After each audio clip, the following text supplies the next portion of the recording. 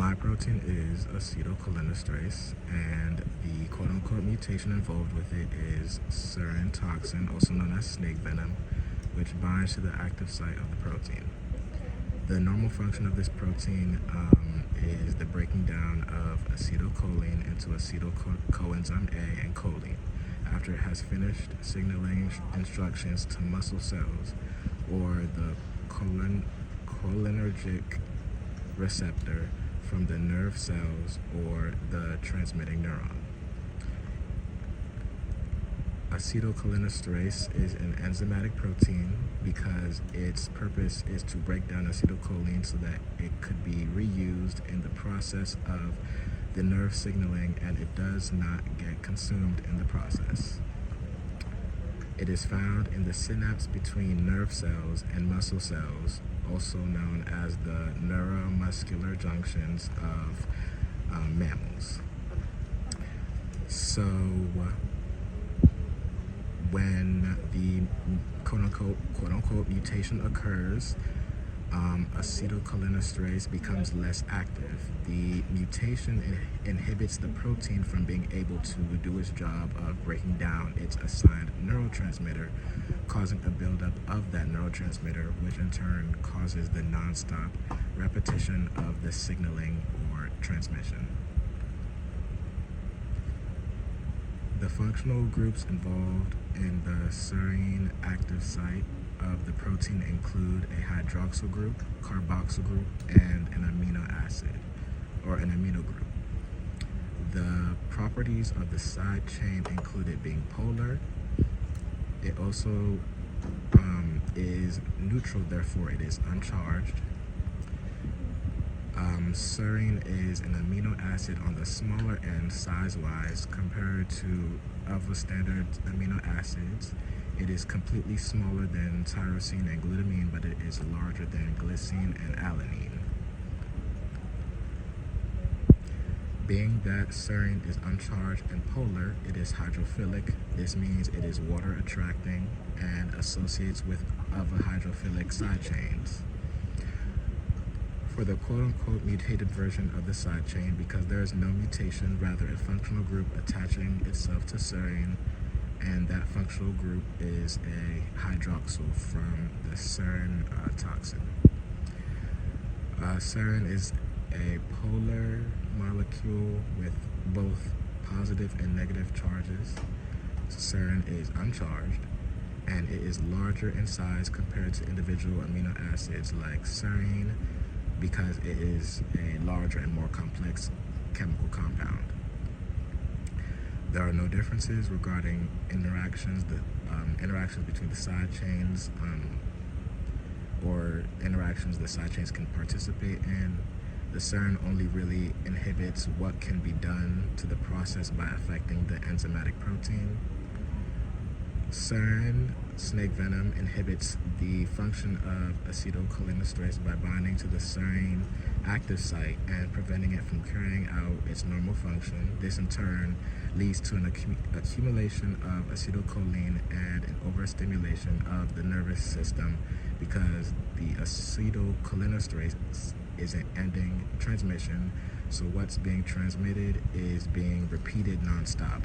This can lead to muscle paralysis, convulsions, respiratory distress, and even death.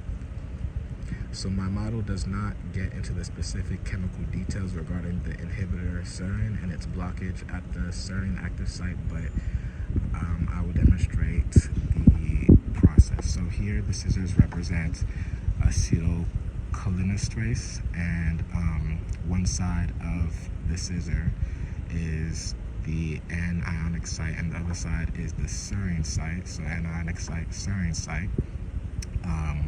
The green here, the green Play-Doh represents choline, and then the purple represents acetylcoenzyme A, and together they make acetylcholine, and they are found in the synaptic vesicle of the cell.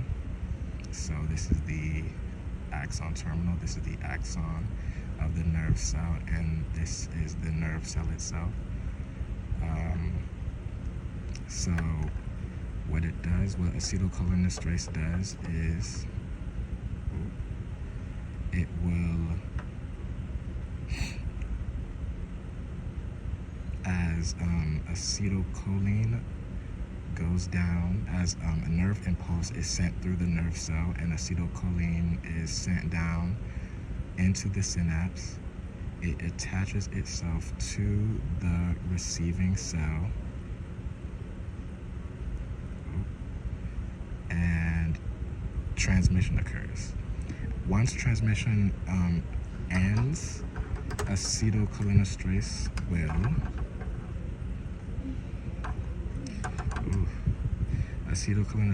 will break apart the choline and the acetyl coenzyme A, just as so, and this choline gets sent back up into the nerve cell as it is recycled and reused throughout the process. And then here I have the message pathway of the receiving cell. So what serine does, and it is represented by this blue highlighter cap, what serine does, it attaches itself to the serine active site of acetylcholinesterase, as so, and it prevents it from doing its job, basically. So as acetylcholine is once again sent from the nerve cell by nerve impulse down into the synapse, here we see acetylcholine attached to the receiving cell.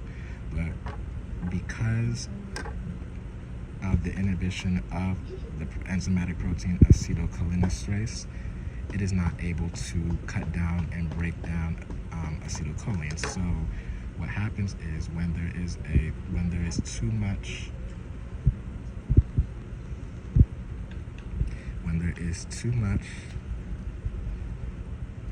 acetylcholine in the synapse, or too much acetylcholine that is not being broken down by the enzyme, it causes the transmission to repeat and keep going because it is not being broken down. And like I said, this could lead to muscle paralysis, this could lead to convulsions, this could lead to respiratory distress, this could lead to even death. And yeah, this is the visual representation of my model.